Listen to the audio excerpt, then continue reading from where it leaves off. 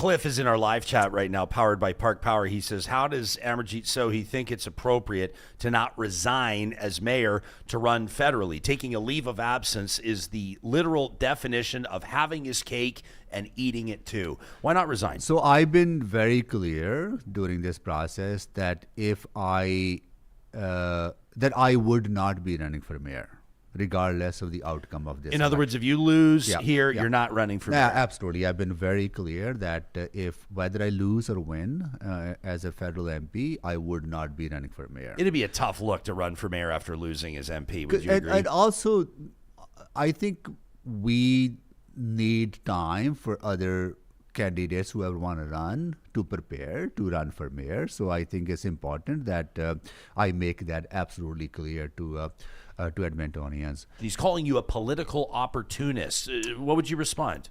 What I would say to Edmontonians is that look at my track record.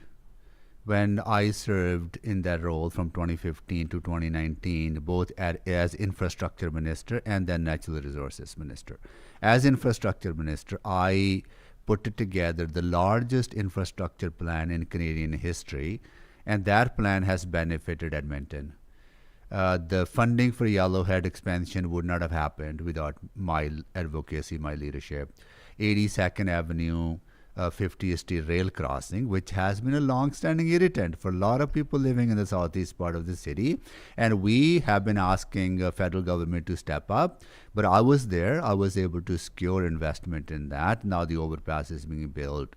Investment into Nate's Innovation Technology Center would not have happened.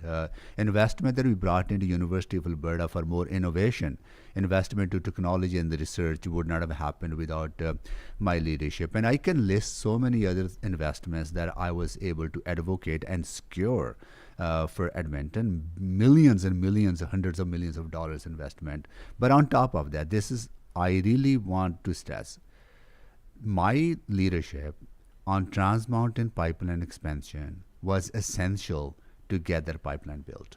If I was not sitting in that cabinet advocating for that pipeline, and if I was not appointed the Minister of Natural Resources to fix the broken process on Indigenous consultation and put together a plan to deal with the federal court decision of overturning the original decision of the cabinet, I got that project back on track in a short amount of time. Now that project is built, it has hugely benefited Alberta's economy, Canadian economy, Alberta government revenue. It has actually increased the valuation of every oil and gas company in Alberta. So it's such a significant, so anyone who's thinking about why I'm doing this because I think I can be a voice at the table to deliver more for Edmonton and Alberta, and particularly for our capital region. Do you think that you and a Mark Carney government could get another pipeline built across Canada? There's more talk now. There seems to be more of an open-mindedness. I'm not saying that it would be a guarantee, but we're starting to see Canadians in Quebec.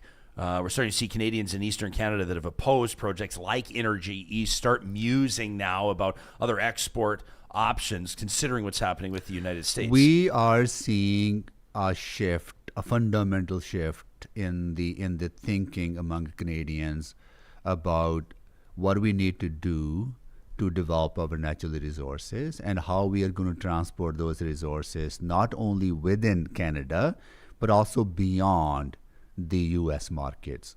So coming back to the TMX project is the only pipeline built in 4 decades under my leadership that is opening up markets for Canadian oil and gas, particularly Alberta oil, to markets beyond the United States. Why do you think the Liberals don't get a lot of credit for that in Alberta?